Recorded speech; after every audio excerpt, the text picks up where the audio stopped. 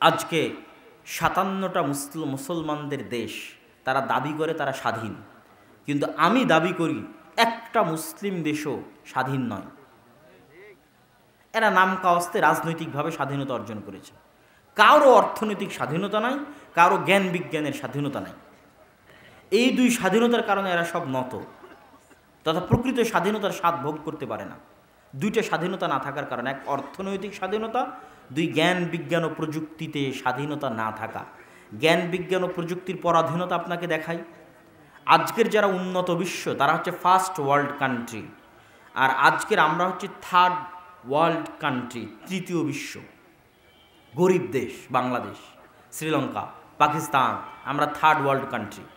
তো উন্নত বিশ্বের দেশগুলো আমাদের চাইতে জ্ঞান বিজ্ঞানে ৫০ এবং ১০০ বছর এগিয়ে আছে। তাদের কাছে ৫০ এবং ১০০ বছর অগ্রিম জ্ঞান বিজ্ঞান আছে, যা তারা এখনও পৃথিবীতে ছাড়েনি, রিলিজ করেনি, কিন্তু তাদের কাছে আছে।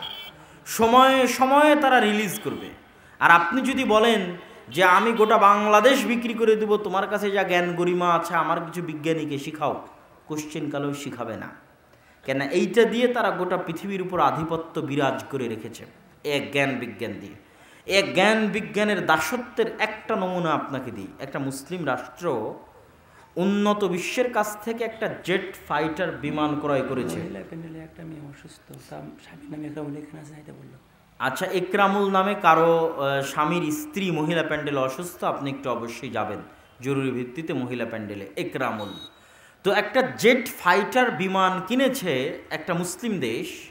তো ওই উন্নত বিশ্ব বলছে যে তুমি এটা কিনে নিয়ে গেছো ভালো কথা, যদি নষ্ট হয়, নষ্ট হয়ে গেলে আবার আমার কাছে পাঠাবা, আবার নতুন করে বিল দিবা, পয়সা দিবা, টাকা দিবা, আমি আবার নতুন করে তোমার মেশিন ঠিক করে দিব, আবার তোমার কাছে পাঠাবো। কিন্তু এটা নষ্ট হলে কেমনে ঠিক করে এই জিনিস তোমাকে শিখাবো না। কি বুঝলেন? কথা মনে বুঝাতে পারিনি আমি উত্তর শুনতে যাচ্ছি, কথা কি বুঝতে পেরেছেন? এই মাইক আপনার কাছে বিক্রি করেছি, বিক্রি করার পর বলেছি মাইক যদি নষ্ট হয় কেমনে ঠিক করতে হয় তা শিখাবো না, আবার আমার কাছে আসিও, আবার নতুন করে টাকা দিও, আমি আবার মাইক ঠিক করে তোমাকে দিয়ে দেব। তো তোমার কাছে যুদ্ধ বিমান বিক্রি করলাম, কেমনে ঠিক করতে হয় জানাবো না, নষ্ট হলে আমার কাছে আসবা, আবার টাকা দিবা, টাকা দিয়ে কিনেছো, আবার টাকা দিয়ে ঠিক করে নিয়ে যাবা। এর নাম হচ্ছে জ্ঞান বিজ্ঞানের দাসত্ব। তারা ৫০-১০০ বছর এগিয়ে। আর আপনি যে গোলাম দাস, এটা বোঝার জন্য দুটো উপায়। এক, আজকে আপনি প্রধানমন্ত্রী হয়ে যান, দেশের রাষ্ট্রপতি হন, আপনি বুঝবেন যে আপনি গোলাম। এটা অনেকের গায়ে লাগতে পারে কথাটা, কিন্তু আপনি বুঝবেন, আপনি প্রধানমন্ত্রী হলেই পরের দিন বুঝবেন যে আমি গোলাম, এটা গোলাম দেশের গোলাম প্রধানমন্ত্রী হয়েছে। আর একটা উপায় কি বুঝার? আর একটা উপায় হচ্ছে আপনার গলায় যদি বাংলাদেশি পাসপোর্ট ঝুলান, বাংলাদেশি পাসপোর্ট ঝুলিয়ে এই ১,৫৭,০০০ বর্গ মাইলের বাইরে বের হবেন। সেটা যদি ইন্ডিয়া হয় তো ইন্ডিয়া, সেটা যদি অন্য কোনো দেশ হয় তো অন্য কোনো দেশ। তখন দেখবেন আপনার দামটা কোথায়, আপনার ভ্যালুটা কোথায়। এই যে হাজারো যুবক বসে আছে, যারা কেউ ঠিক বলছে কেউ ঠিক বলছে না, এরা ওই যে বিশ্বকাপ খেলার সময় যেই সমস্ত দেশের খেলা দেখে লাফালাফি করেছে, চিল্লাচিল্লি করেছে, আবার পিকনিক করেছে, ওই সমস্ত দেশেও যদি এরা বাংলাদেশি পাসপোর্ট ঝুলিয়ে প্রবেশ করতে চায়, তাদেরকে ন্যাংটা করে ইমিগ্রেশনে পরীক্ষা করবে। কেন না? ওই বাংলাদেশে এই জন্য, এটা যে ওর দাম। কিন্তু বাংলাদেশে বসে ঠিকই লাফালাফি করেছে, কিন্তু ততক্ষণ বুঝবে না যে গোলাম, গোলামের ঘরের গোলাম, যতক্ষণ না ওই বাংলাদেশি পাসপোর্ট গলায় না ঝুলিয়ে এই দেশের বাইরে বের না হয়েছে। কিন্তু ওদেরকে দোষ দিয়ে লাভ নাই, আমি বারবার বলি তাদের দোষ দিয়ে লাভ নাই, দোষ তো এই যুবকদেরই। আমি তো ইউরোপের বিশ্ববিদ্যালয়ে পড়ি, তো ইউরোপের বিশ্ববিদ্যালয়, ইউরোপেরই তো খেলা ফুটবল বিশ্বকাপ। তো ফুটবল বিশ্বকাপের কোনো একটা দিন আপনাকে চ্যালেঞ্জ দিলাম, যুবক যারা তোমরা শিক্ষিত আছো, বিভিন্ন এলাকা থেকে আসছো, আজকে এখান থেকে ফিরে গিয়ে ইউটিউবে সার্চ দাও, গুগলে সার্চ দাও, যে কোনো একটা ম্যাচকে কেন্দ্র করে, আর্জেন্টিনা ব্রাজিলের কোনো একটা ম্যাচকে কেন্দ্র করে অক্সফোর্ড বিশ্ববিদ্যালয়ের কোনো একটা ব্যাচের ছাত্ররা কোনো একটা পিকনিক করেছে, কোনো এক জায়গায় একত্রিত হয়ে আনন্দ উৎসবের সাথে আর্জেন্টিনা এবং ব্রাজিলের খেলা দেখেছে। অক্সফোর্ড, ক্যামব্রিজ, হার্ভার্ড, ইউরোপ আমেরিকার কোনো একটা বিশ্ববিদ্যালয়ের কোনো একটা ব্যাচের স্টুডেন্টস একত্রিত হয়ে আনন্দ উল্লাসের সাথে খেলা দেখেছে, এবং একত্রিত হয়ে কোনো এক দলের জয় পরাজয়ের কারণে টাকা পয়সা একত্রিত করে পিকনিক করেছে। এরকম একটা নিউজ আমাকে এনে দেখাও। আর তোমাদের যেই বিশ্ববিদ্যালয় সারা বিশ্বে র্যাঙ্কিংয়ে ১,০০০-১,৫০০ বিশ্ববিদ্যালয়ের মধ্যে চান্স পায় না, এই বিশ্ববিদ্যালয়ের ছাত্ররা যারা ভবিষ্যতের বিসিএস ডিগ্রি, বিসিএস ক্যাডার হয়ে এরা পুলিশ হবে, আর্মি হবে, র্যাব হবে, এরাই জাতির মেধাবী জাতির এ প্লাস, গোল্ডেন এ প্লাসগুলো এখানে জমা হয়েছে। এরা ঘন্টার পর ঘন্টা বড় স্ক্রিনের সামনে দাঁড়িয়ে একসাথে একত্রিত হয়ে আনন্দ উল্লাস করে খেলা দেখে, ড্যান্স করে, আবার কোনো একটা দলের জেতার জন্য পিকনিক করে। এরা যদি গোলামি যদি এদের ভাগ্যে না থাকে তো কাদের ভাগ্যে থাকবে? গোলামি এদের ভাগ্যেই থাকবে। এই জন্য আমি বলেছি যে আমি কিন্তু সব কথা এখন যুবকদের উদ্দেশ্যে বলতেছি। মা বোনের পর্ব শেষ করেছি, পিতা মাতার পর্ব শেষ করেছি, যুবকদের উদ্দেশ্য করে বলতেছি যে তোমাদের জীবনের সারমর্ম আমার কাছে ধরা পড়ে। অসংখ্য যুবক যাদের লাইফ ইজিক্যাল টু মানে সমান সমান, যাদের গোটা জীবন সমান সমান, কি আমি বলে দিই, এরকম অসংখ্য যুবক আছে। তুমি মরার আজকে যদি আমার এই বক্তব্য শোনো, আবার মরার পরে যদি কোনোদিন আমার এই বক্তব্যের কথা মনে পড়ে, তাহলে মিলিয়ে দেখবা যে আমার বক্তব্যের সাথে তোমার লাইফের সামারি মিলে কিনা, তোমার লাইফের সারমর্ম মিলে কিনা। আর না হলে চোখের সামনে যাদেরকে দেখতে পাচ্ছ তাদেরকে দেখে আমার বক্তব্য মিলাও যে লাইফের সামারি মিলে কিনা। আমাদের যুবকদের জীবনের সারমর্ম হচ্ছে এদের জন্ম হবে, জন্ম হওয়ার পর এরা কি করবে, ছোট বয়সে একটু খেলাধুলা করলো ঠিক আছে, বুদ্ধি হওয়ার পর একটা মোবাইল হাতে পাবে, video games, free fire, PUBG. Video গেমসের পরের পর্বে আসবে হচ্ছে Facebook, YouTube, Twitter, Instagram, TikTok, reels, যেগুলোর মধ্যে ঘন্টার পর ঘন্টা সময় দিবে। তারপরে আসবে অনলাইন বেটিং। আজকে জুয়া খেলার জন্য এক জায়গায় বসে জুয়া খেলা লাগে না, অনলাইনের মধ্যে আমাদের যুবকেরা জুয়া খেলে, অনলাইনেই জুয়া খেলে। প্রতিটা বলে বলে ছক্কা হবে না, বলে বলে ফোর হবে না, আউট হবে, তারপরে গোল কয়টা হবে, কে জিতবে, তারপর অনলাইনে শত শত যুবক জুয়া খেলে। তারপরে খেলার মধ্যে ঢুকে গেল বিপিএল, আইপিএল, ক্রিকেট বিশ্বকাপ, ফুটবল বিশ্বকাপ, এগুলোর মধ্যে ব্যস্ত হয়ে গেল। এইভাবে জীবনের একটা পর্যায়ে পার হয়ে গেল। এর মধ্যে এদের কাজ শুধু কোনো মতে পেশাব পায়খানা করা আর ঘুমানো। কথা বুঝতে পারেননি? এবার এইভাবে জীবনের একটা পর্যায়ে যখন চলে আসবে, হঠাৎ দেখতে দেখতে দিন পার হয়ে গেছে, বিয়ে শাদী হয়ে গেছে, কি করবে, কাজ নাই তো কি করবে, একটা ভিসা লাগিয়ে চলে গেছে প্রবাসে গিয়ে টয়লেট পরিষ্কার করে সে টাকা ইনকাম করছে। অথবা আর কি করবে, কাজ নাই চলে গেছে ঢাকাতে গিয়ে কোনো এক জায়গায় দেখা যাচ্ছে পদ্মা সেতুর ইঞ্জিনিয়ারিং করেছে চায়নারা, আর এই আজীবন খেলা দেখে সময় নষ্ট করে জুয়া খেলে গেছে ওই পদ্মা ব্রিজে লেবারি করতে। তো লেবারি করতে করতে কখন পাইলের মধ্যে পড়ে গেছে, তো পাইলের মধ্যে ওর বডি রেখেই ঢালাই চালিয়ে দিয়েছে। এটা হলো ওর দাম, লাইফের সামারি। তাহলে আমাদের মূল্যটা কোথায় আর আমাদের যুবকেরা কোথায় গিয়ে দাঁড়াবে শেষ পর্যায়ে, সেটা আমি আপনাকে বলে দিলাম যে এই যুবকগুলোর শেষটা গিয়ে কোথায় হবে। হয় প্রবাসে গিয়ে লেবারি খাটবে, প্রবাসে গিয়ে সে যদি যোগ্যতা বিক্রি করত, তাহলে আমি বলতাম যে প্রবাস আমাদের দেশের উন্নয়নের মাপকাঠি। চিল্লায় যে দেশ নাকি উন্নত হয়ে গেছে, আমার মাথার মধ্যে ধরে না। রাস্তাঘাট, কালভার্ট, ব্রিজ করলে দেশ উন্নত হয় না। আজকে গার্মেন্টসে আপনার মা এবং বোনেরা ৬,০০০ টাকা বেতনে কাজ করে দিচ্ছে বলেই গার্মেন্টস আপনার দেশে আছে। কালকে আফ্রিকার মা এবং বোনেরা যদি ৫,৫০০ টাকা, ৫,৯৯৯ টাকায় চাকরি করে, তাহলে বাংলাদেশের সব গার্মেন্টস একদিনে বন্ধ হয়ে যাবে। তাহলে এটা উন্নতি? এটা উন্নতি নয়। সেলাই মেশিন হয়ে, দর্জি হয়ে কবে কবে মানুষ উন্নত হয়ে গেছে সেলাই মেশিন চালিয়ে। তাহলে যারা পারমাণবিক বম বানানো শিখলো, যদি দর্জি চালানোই উন্নতি হতো, ওরা পারমাণবিক বম বাদ দিয়ে দর্জি চালানোই শিখতো, ওরাই গার্মেন্টস খুলে বসে থাকতো। ওরা আমাদের কাছে গার্মেন্টস কিনতো না, গার্মেন্টসের জিনিস কিনতো না।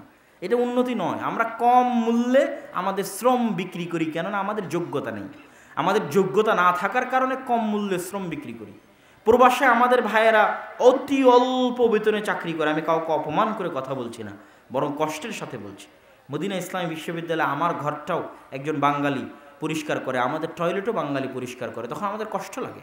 এবং জিনসিয়া, নাগরিকত্বের হিসেবে অ্যাজ এ বাংলাদেশি আমাদের অবস্থানটা কোথায়, এটা আর 10 জনের সামনে কিন্তু এমনি ফুটে ওঠে যে আমাদের দেশের লোকজন এখানে এসে যোগ্যতা বিক্রি করছে না, মেধা বিক্রি করছে না।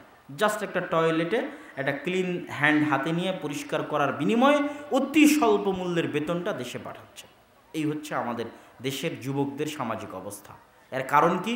এর কারণ এই যে বললাম, কি করতেছে আমাদের যুবকেরা, এটা আপনি চোখের সামনে দেখতে পাচ্ছেন। অতএব হে যুবক, তোমাদের উদ্দেশ্যে আমি বলতে চাই যে তোমাদের জীবনের বাস্তবতা এবং হাকিকাত কি এটা জানার চেষ্টা করো। প্রোডাক্টিভিটি, উৎপাদন ক্ষমতা। আপনি কি মনে করেন এখানে যতজন বসে আছে এরা অন্য গ্রহ থেকে আসছে আর যারা চন্দ্রে গেছে, মঙ্গলে গেছে, পারমাণবিক বোমা আবিষ্কার করেছে, উন্নত হয়েছে, ওরা অন্য গ্রহ থেকে আসছে। ওরা আদমের সন্তান আর আমরা আদমের সন্তান নই? একই। ওদের যা মেধা আছে এদেরও তা মেধা আছে। এখানে অসংখ্য যুবক বসে আছে, এরাও পারমাণবিক বোম বানাতে পারবে, এরাও জ্ঞান গবেষণা করে অনেক উন্নত হতে পারবে পারবে এদেরও মেধার মধ্যে এই শক্তি আছে। ঢাকা বিশ্ববিদ্যালয় স্ক্রিনের সামনে যারা খেলা দেখছে ওদের মেধায় ওই শক্তি আছে, কিন্তু ওই মেধা কাজে লাগালে তো, ওই মেধা তো রাজনীতির মধ্যে নষ্ট হয়ে গেছে, আর এই মোবাইলের মধ্যে নষ্ট হয়ে গেছে, বিনোদনের মধ্যে নষ্ট হয়ে গেছে, জুয়ার মধ্যে নষ্ট হয়ে গেছে, মাদকতার মধ্যে নষ্ট হয়ে গেছে। ওই মেধার তো কোনো প্রোডাক্ট নেই, কোনো প্রোডাক্টিভিটি নেই, কোনো উৎপাদন ক্ষমতা নেই, নষ্ট অকেজো। এটা নষ্ট হওয়া মেশিন যেমন ডাস্টবিনে ফেলে দেওয়া যায়, তাদের মেধা ওরকম নষ্ট অকেজো হয়ে গেছে, ডাস্টবিনে ফেলে দেওয়া যাবে। সম্মানিত উপস্থিতি, অতএব যুবকদের উদ্দেশ্যে, মা এবং বোনদের উদ্দেশ্যে, পিতা এবং মাতার উদ্দেশ্যে আজকের ইসলামী সমাজ ব্যবস্থা এবং বস্তুবাদী সমাজ ব্যবস্থার বক্তব্যের এই পর্যায়ে এসে আর একটা জরুরি কথা, যেটা না শুনে কেউ যাবেন না।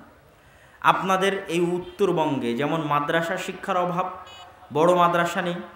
বগুড়া জামিল মাদ্রাসা অতিক্রম করার পর বড় কোনো হানাফিদের মাদ্রাসাও নেই। আহলে হাদিস মাদ্রাসা বহু দূরের কথা, দুই একটা অল্প স্বল্প আছে। তার পাশাপাশি আর একটা বড় সমস্যা হচ্ছে, যে দুই একটা মক্তব চলতো, এই মক্তবগুলো বিভিন্ন কারণে গোটা রংপুর বিভাগে বন্ধ হয়ে গেছে, নাই। এবং এই মক্তবগুলো উঠে যাওয়ার কারণে ব্রাক স্কুল, তারপরে প্রশিকা, তারপরে হচ্ছে এই কাদিয়ানি, তারপরে হচ্ছে খ্রিস্টান মিশনারি, এদের পাল্লায় পড়ে যায়। দেখেন কুড়িগ্রামের চরে, লালমনিরহাটের চরে, পঞ্চগড়ে অসংখ্য কাদিয়ানি, অসংখ্য মুসলমান খ্রিস্টান হয়ে গেছে। কেন? এগুলো একটা মসজিদে মক্তব চলে না, কেউ কোরআন জানে না। সর্বনিম্ন শিক্ষা অন্তত কোরআনটা তো জানতে হবে। সর্বনিম্ন মুসলমান বলে দাবি করতে হলে অন্তত কি জানতে হবে? কোরআন জানতে হবে। তো একে তো মাদ্রাসা নাই, দ্বিতীয়ত স্কুলের ছেলে পেলে কোথায় কোরআন শিখবে? মসজিদে মক্তব নাই। তাহলে ব্রাক যদি সারা বাংলাদেশে 25 থেকে 30 হাজার স্কুল চালায়, এদের নিজস্ব কোনো জমি নাই, ভাঙ্গা বেড়া ভাঙ্গা টিন অন্যের জমি ভাড়া করে নিয়ে চালায়। তাহলে আপনাদের মসজিদে টাইলস আছে, সবই আছে, ফ্যান আছে, লাইট আছে, বিল্ডিং আছে, ছাদ ঢালাই আছে, মসজিদে মক্তব নাই কেন? কোরআন শিক্ষার ব্যবস্থা নাই কেন? মুসলমানের সন্তানেরা নিম্ন পক্ষে কোরআন শিখতেছে না কেন? সর্বনিম্ন এই জ্ঞানটুকু তো অন্তত মুসলমানদের সন্তানদেরকে দিতে হবে। একটা মুসলিম দেশের এর চেয়ে বড় লজ্জার আর কি হতে পারে, যেই দেশের স্কুলের সিলেবাসের মধ্যে মুসলমানের সন্তান কোরআন শিখবে এই ব্যবস্থা নেই, নাই সিলেবাসের মধ্যে ব্যবস্থা, সরকারি সিলেবাসের মধ্যে। তাহলে আপনার ছেলে মেয়ে কোথায় কোরআন শিখবে যদি মসজিদ কোরআন না শেখায়? এই জন্য আমি বলেছি বক্তব্যের মধ্যে দুইটা বাক্য বলেছি, দুই তিনটা বাক্য বলেছি, আজকে এক এক করে বলে শেষ করে দিই বাক্যগুলো। প্রথম বাক্য কি বলেছি? প্রথম বাক্য আমি বলেছি যে আল্লাহ, আল্লাহর কসম, একটা মসজিদে টাইলস দান করার জন্য টাকা দিলে, রড দান করার জন্য টাকা দিলে, ছাদ ঢালাইয়ের জন্য টাকা দিলে, ফ্যান লাইটের জন্য টাকা দিলে, এসির জন্য টাকা দিলে, জানে কি হবে? একটা ভাঙ্গা বেড়া ভাঙ্গা টিনের মসজিদে কোরআনের একটা অক্ষর আলিফ শিখানোর জন্য দান করলে তার চেয়ে বেশি নেকি হবে ইনশাআল্লাহ, তার চেয়ে বেশি নেকি হবে। দুই, কি বলেছি আমি? এটা বলেছি যেই মসজিদ কমিটি মক্তব চালাতে পারে না, ওই মসজিদ কমিটিকে 24 ঘন্টার মধ্যে পদত্যাগ করতে হবে, মক্তব চালাতেই হবে। তিন, কি বলেছি? ভিক্ষা করে হলেও, না খেয়ে থেকে হলেও, ক্ষুধার্ত থেকে হলেও মসজিদে মক্তব চালু করতে হবে, প্রত্যেকটা মসজিদে। আপনার মসজিদে থাকলে আর একটা মসজিদে কেন নাই খোঁজ নিতে হবে। আপনার মসজিদে থাকলে গ্রামের সব বাচ্চা মসজিদে কোরআন শিখতে আসে কিনা এটা নিশ্চিত করতে হবে। মসজিদকে প্রোডাক্টিভ হতে হবে, মসজিদের জায়গা দখল করে রাখবেন, ছাদ দিয়ে খালি 5 ওয়াক্ত সালাত আদায় করে টাইলস আলা সুন্দর মসজিদ বাসর ঘরের মতো সাজিয়ে রেখেছেন। নামাজ শেষ, মসজিদে তালা, রমজান মাসে ফেতরার চাউল বন্টন করলেন, কুরবানিতে গোস্ত বন্টন করলেন, এই কি মসজিদের কাজ শেষ? আপনি কি মনে করেন এটাই মসজিদের কাজ শেষ? মসজিদকে প্রোডাক্টিভ হতে হবে। মসজিদের অসংখ্য অগণিত কাজ আছে, সমাজে প্রভাব বিস্তার করতে হবে মসজিদকে। তার সর্বনিম্ন কাজ হচ্ছে মসজিদে অন্তত কি থাকতে হবে? জোরে বলেন, কি থাকতে হবে? মক্তব থাকতে হবে। এই জন্য আদ-দাওয়া ইলাল্লাহ আপনাদের রংপুর বিভাগে 150টা মক্তব চালায় নিজ খরচে, জামিয়া সালাফিয়া ডাঙ্গিপাড়া পবা রাজশাহী থেকে, এবং আগামী রমজানে আরও 100টা মক্তব চালু হবে ইনশাআল্লাহ। আর দিনাজপুর আল জামিয়া সালাফিয়া আপনাদের এখান থেকে পাশেই। কত ফেব্রুয়ারিতে সালাফি কনফারেন্স আছে বলেন তো? 3 ফেব্রুয়ারিতে কোথায় সালাফি কনফারেন্স আছে? দিনাজপুর আল জামিয়া সালাফিয়া তেঘরা বিরল। গোটা রংপুর বিভাগে হানাফি আহলে হাদিস নির্বিশেষে সবচেয়ে বড় প্রতিষ্ঠান হতে যাচ্ছে, দিনের কেন্দ্রীয় শিক্ষা প্রতিষ্ঠান হতে যাচ্ছে। এখান থেকে রংপুর বিভাগে আমরা দাওয়াতি কার্যক্রম, মক্তব সহ যাবতীয় কার্যক্রম পরিচালনা করতে চাই। এই কেন্দ্রীয় শিক্ষা প্রতিষ্ঠানের সাথে অত্র অঞ্চলের প্রত্যেকটা মুসলমানের সম্পর্ক থাকা উচিত, অন্তত দেখতে গিয়ে দোয়া করে আসা উচিত। আগামী 3রা ফেব্রুয়ারি দিনাজপুর জামিয়া সালাফিয়ার সালাফি কনফারেন্সে শায়েখ আব্দুর রাজ্জাক বিন ইউসুফ থাকবেন। আপনাদের সেখানে উপস্থিত হওয়ার আমন্ত্রণ জানিয়ে আজকের আমার সংক্ষিপ্ত বক্তব্য, বস্তুবাদী সমাজ ব্যবস্থা বনাম ইসলামী সমাজ ব্যবস্থার উপর আমার সংক্ষিপ্ত বক্তব্য এখানেই শেষ করছি। আচ্ছা, দান করার জন্য আপনাদের মধ্যে ব্যাগ যাবে। আমি আগেই বলেছি যে ভাইয়েরা মসজিদ নির্মাণ করতে চাচ্ছে, আপনারা তাদেরকে মসজিদ নির্মাণে সহযোগিতা করবেন। কেউ পারলে স্টেজে এসে সহযোগিতা করেন। আমি প্রশ্ন উত্তর দিচ্ছি, হয় স্টেজে সহযোগিতা করেন, না হলে আপনাদের মধ্যে ব্যাগ যাবে, সেখানে সহযোগিতা করবেন। আপনারা হইচই না করে, আওয়াজ না করে, যার দান করার ইচ্ছা সে দান করেন। আর যারা প্রশ্ন উত্তর শুনতে চান তারা ধীরস্থিরভাবে প্রশ্ন উত্তর শুনেন। আমি সবাইকে 10 টাকা হলেও উক্ত কাজেও শরিক হওয়ার জন্য আহ্বান জানাচ্ছি। আমাদের মসজিদের ইমাম বলেছেন বেদাত বলতে কিছু নেই, নাউজুবিল্লাহ মিন যালিক। আল্লাহ রাসূল যেখানে বলেছে বেদাত শব্দ, আয়েশা রাদিয়াল্লাহু তাআলা আনহার হাদিস, বুখারীর হাদিস, সেখানে ইমাম সাহেব কেমনে বলে বেদাত বলতে কিছু নেই? ইমাম সাহেবের কি বাপের পৈতৃক সম্পত্তি দিন?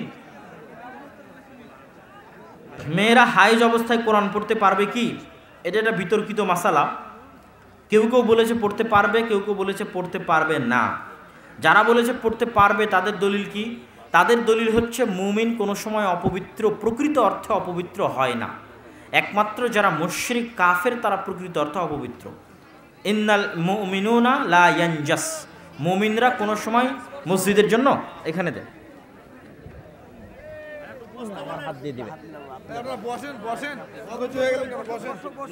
জি, আপনারা সবাই ঠান্ডা মাথায় মসজিদের এই যে স্টেজের সামনে এসে হোক, আপনাদের মাধ্যমে এগেলে হোক, দানে অংশগ্রহণ করবেন। তো মুমিনরা কোনো সময় অপবিত্র হয় না। আর রাসূল সাল্লাল্লাহু আলাইহি ওয়াসাল্লাম আয়েশা রাদিয়াল্লাহু তাআলা আনহাকে বলেছেন যে তোমার হাতে অপবিত্রতা নেই, তুমি যে হায়েজ অবস্থায় আছো, এটা এই অপবিত্রতা তো তোমার হাতে লেগে নেই। এটা রাসূল সাল্লাল্লাহু আলাইহি ওয়াসাল্লাম আয়েশা রাদিয়াল্লাহু তাআলা আনহাকে বলেছেন।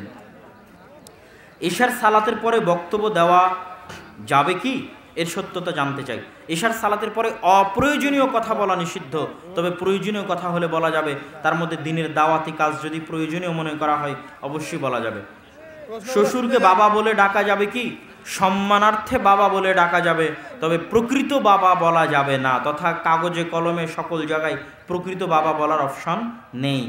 শাইখ, আমার প্রশ্ন হচ্ছে কবরস্থান কি ইট দিয়ে বাধাই করা যাবে? কবরস্থানের সীমানা নির্ধারণ করা যেতে পারে, কিন্তু নির্দিষ্ট কবর ইট দিয়ে বাধাই করা যাবে না। কিন্তু একটা বিশাল কবরস্থানের জমির সীমানা নির্ধারণ করা যেতে পারে, তবে নির্দিষ্ট কবর ইট দিয়ে বাধাই করা যাবে না। পৃথিবীতে সালাতে সালাম ফিরার বাক্য শিরিক থেকে বাঁচার দোয়া পড়া যাবে কি? সালাম ফিরার পূর্বে দুনিয়ার সকল দোয়া পড়া যাবে, যা কোরআন এবং হাদিস দ্বারা প্রমাণিত।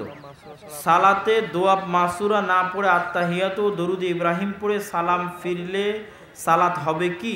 আত্তাহিয়াতু এবং দরুদ হচ্ছে জরুরি, আর মাসুরা হচ্ছে অন্য দোয়ার মতো একটি দোয়া। সুতরাং না পড়ে সালাম ফিরলেও সালাত হবে, কোনো সমস্যা নেই। আয়াতুল কুরসি সুন্নাত নামাজে পড়া যাবে কি? সুন্নাত ফরজ সকল নামাজে আয়াতুল কুরসি পড়া যাবে, কেন আয়াতুল কুরসি কোরআনের একটি আয়াত।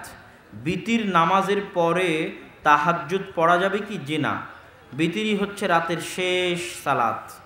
যতদূর জানি ফসলের ওসর সেচের পানিতে 20 ভাগের 1 ভাগ, আল্লাহর পানিতে 10 ভাগের 1 ভাগ। বর্তমান মৌসুমে 2 পানিতেই, বৃষ্টির পানি এবং সেচের পানি, কোনটা বেশি? খরচ কোনটাতে বেশি হচ্ছে? যেটার পরিমাণ বেশি সেটাই ধরবেন। আমরা 7 ভাই 3 বোন। আমাদের বাবা মা মারা গেছেন। আমার বাবার কবরের পাশে দাঁড়িয়ে একসঙ্গে হাত তুলে মোনাজাত করতে পারবো কি? জি না, একা একাই যে যার মতো যাবে সে সার মতো একা একে হাত তুলে দোয়া করবে। গুল বিড়ি সিগারেট খেলে কি মায়ের সাথে জেনার মতো পাপ হয়? এরকম আমার জানা নেই, তবে গুল বিড়ি সিগারেট হারাম খেলে 40 দিন ইবাদত কবুল হবে না। আর এই হারাম যারা খাবে তাদের জান্নাতে যাওয়াও দুরূহ এবং কঠিন হবে। মানুষ মারা গেলে গরু জবাই করে আত্মীয়দের খাওয়ানো বেদাত বেদাত বেদাত। বরং যেই বাড়িতে মানুষ মারা গেছে সেই বাড়িতে আপনাদেরকে আরও খাবার পাঠাতে হবে, অন্তত 3 দিন যাবত ওই বাড়িতে খাবার পাঠাবেন। রমাজান মাসে সিয়াম অবস্থায় স্বামী স্ত্রী সহবাস করলে কি হবে? ফরজ সিয়াম থাকা অবস্থায় সহবাস করলে 60 দিন টানা সিয়াম পালন করতে হবে, অথবা 60 জন মিসকিনকে খাওয়াতে হবে, অথবা গোলাম আজাদ করতে হবে।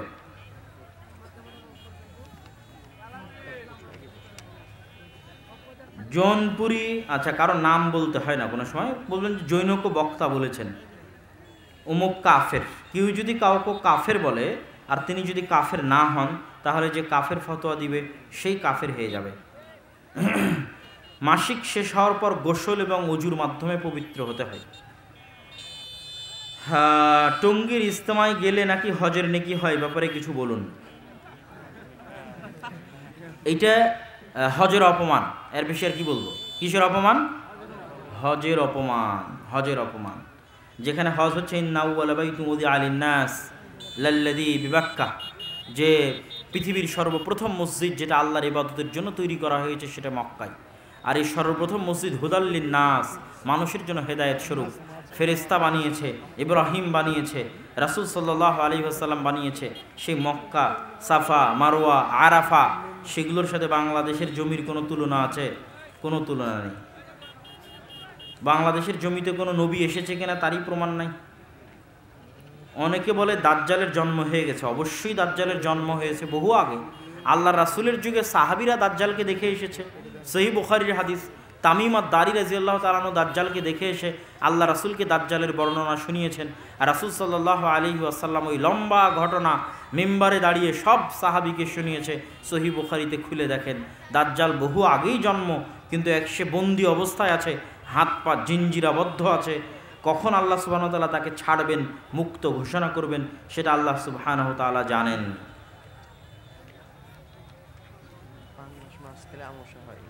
মসজিদের জমি বন্ধক রাখা যাবে কি? বন্ধক রাখা বলতে আমি যেটা বুঝি যে এই জমি বাবদ এত টাকা নিলাম, এই টাকা যতদিন ফেরত না দিব ততদিন তোমার কাছে জমি থাকবে, এই পদ্ধতি হারাম।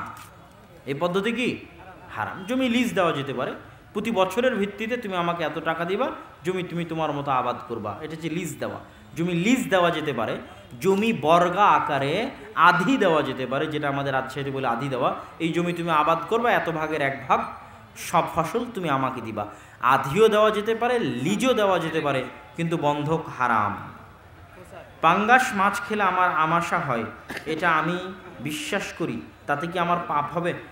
বৈজ্ঞানিক দলিল ছাড়া, ডাক্তারি দলিল ছাড়া এমনি বিশ্বাস করলে কুসংস্কার হবে। ডাক্তার যদি বলে যে হ্যাঁ সত্যি, নির্ধারিত একজন বক্তার নাম উল্লেখ করে বলেছেন যে অমুকের বক্তব্য শোনা যাবে কিনা, আমি নির্ধারিত কোনো বক্তার নাম উল্লেখ করে কোনো প্রশ্নের উত্তর দিতে আগ্রহী নই। কোনো বক্তার বক্তব্য শোনা যাবে কি যাবে না এ বিষয়ে নির্ভর করে আপনার জ্ঞানের উপর, আমার ফতোয়ার উপর নয়। কিসের উপর নির্ভর করে? আপনার জ্ঞানের উপর। আপনার কাছে যদি এই পরিমাণ জ্ঞান থাকে যে আপনি সত্য মিথ্যার মধ্যে যাচাই করতে পারেন, আপনি সবার বক্তব্য শুনতে পারেন, কোনো সমস্যা নেই। আর আপনার কাছে যদি ওই পরিমাণ জ্ঞান না থাকে, পথভ্রষ্ট হওয়ার আশঙ্কা থাকে, তাহলে আপনি যাকে বিশ্বাস করেন, যাকে কাছ থেকে জানেন, যার জীবনী সম্পর্কে জানেন, যার চাল চরিত্র আচার ব্যবহার সম্পর্কে জানেন, যার নামাজ আমল আখলাক তাকওয়া পরহেজগারিতা সম্পর্কে জানেন, সে যদি একজনও হয় তো শুধু তারই বক্তব্য শুনবেন।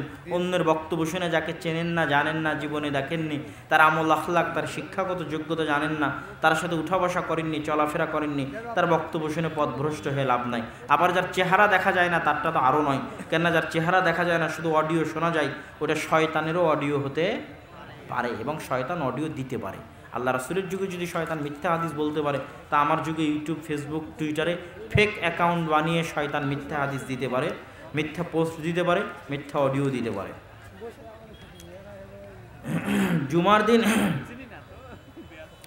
জুমার দিন ইমাম খুতবা দেওয়ার সময় মুসল্লিরা মসজিদে প্রবেশ করে ইমামের সামনে সালাত শুরু করে দেয়। ইমাম খুতবা দেওয়ার সময় সালাত আদায় করা যাবে কি?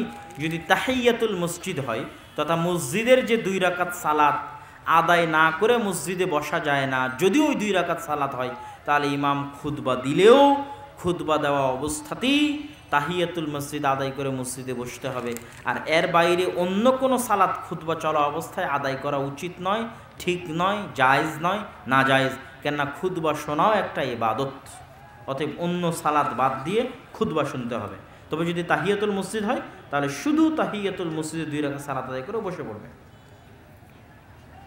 যে ব্যক্তি গলায় তাবিজ আছে, তার গলায় তাবিজ থাকা অবস্থায় তাকে ঝাড়ফুঁক করা যাবে কি? তাবিজ শিরক, আর শিরকের সাথে মুসলমানের সম্পর্ক রাখা উচিত নয়। শিরকি জিনিস গলায় রেখে আল্লাহর সাহায্য পাওয়া সম্ভব নয়।